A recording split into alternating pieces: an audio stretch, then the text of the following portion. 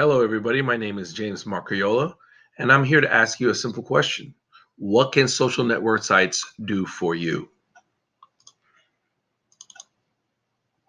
Donald Trump tonight to tweet with his taco bowl. Breaking news, Donald Trump is tweeting something right now. A Twitter tirade. Has he been tweeting again this morning? I just heard. Yes, he has been tweeting again this morning. I was just told in my ear we have yet another tweet. Another tweet from Trump? Yet another tweet.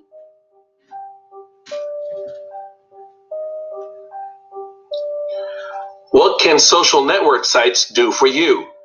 As we move forward into the 21st century, our world is more interconnected than ever before. The use of social network platforms such as Twitter, Facebook, Instagram, and Snapchat allows people, especially young adults, to be more connected with the world around them and creating more digital natives with every new generation.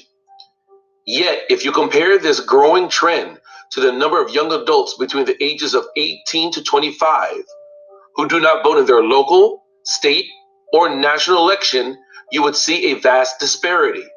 Why is that? With my capstone project, I will explore how we can use social network sites such as Twitter and Facebook to increase student apathy and to increase student involvement within their community and within their society by voting or registering them to vote in the upcoming election. Franklin D. Roosevelt once said, "Nobody will ever deprive the American people of the right to vote except the American people themselves. And the only way they could do this is by not voting." So come and follow me and explore my capstone website to find out more what social network sites can do for you.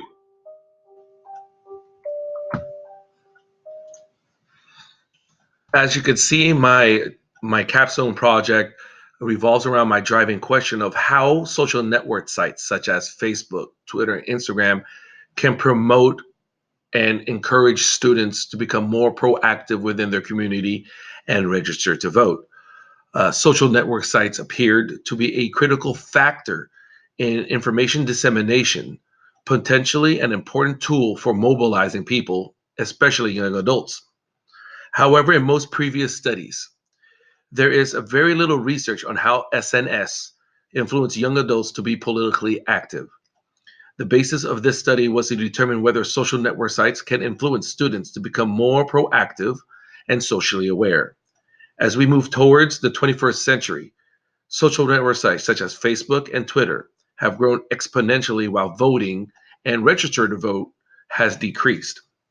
In this 2-week study, I examined how high school students between the ages of 16 and 18 use online networks sites for political and social involvement. Students were asked a multitude of questions ranging their response on what types of social network sites they used, how often they use it, and what do they read or political issues they read while they're on their social network sites. The data collected revealed that social network sites serve an important role for these students and that the students' knowledge of political and social issues did increase. As you could see here, what inspired me to do this research was definitely the most current event that's happening now with our president and their administration. I wanted to make sure and make my students understand that they have a voice, and that voice could be very powerful when they come together, especially being the biggest voting age group in America. As you can see in the background, there was a national survey with 1,500 people that 8 out of 10 Americans were online and using social network sites. But again, there was a major decrease in people being involved within their politics and registering to vote. The research I was able to do was again based on a survey, a questionnaire that I created, and asked kids again certain questions about what type of social network sites they use and how often. For example, as you can see here through this data, that Snapchat is the number one social network sites for the ages between 16 to 18 that was used the most. The second one, of course, was Instagram. How often did these kids check their social network sites? They checked it, as you could imagine, very often. After the 2 week study, I asked students to look at their network sites and naturally look at for news and political issues. Then ask them this question. So after the first round of study, as you could see, majority of kids were about to register or were willing to vote in the next election.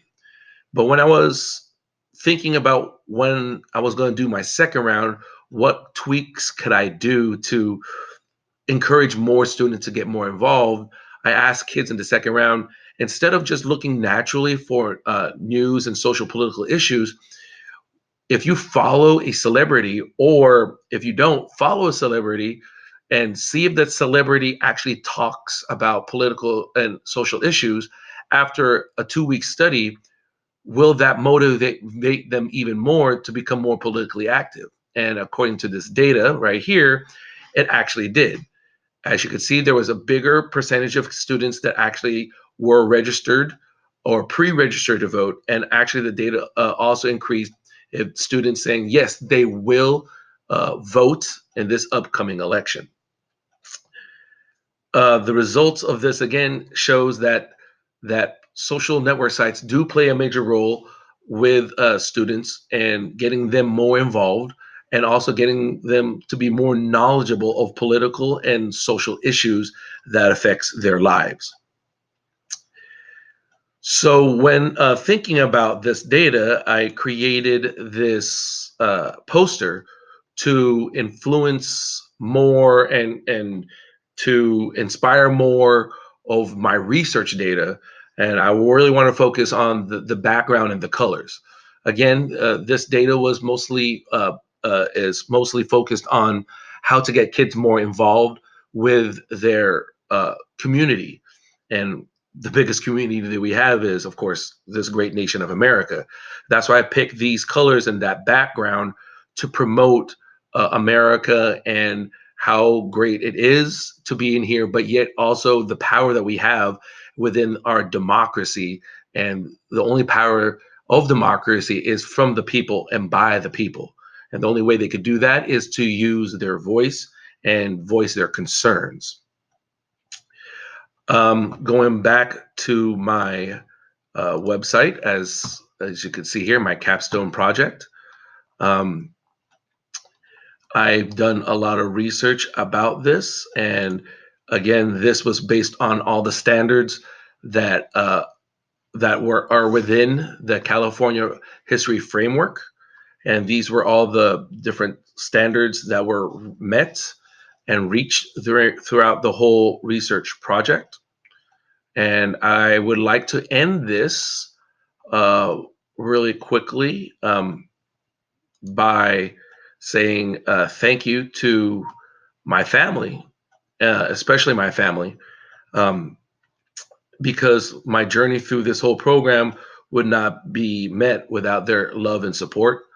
And also I would like to say thank you to my cohort. Cohort 15 was my rock, and a lot of them I leaned on throughout this whole master's program. And again, without them, I would not be here reaching to this point. So close.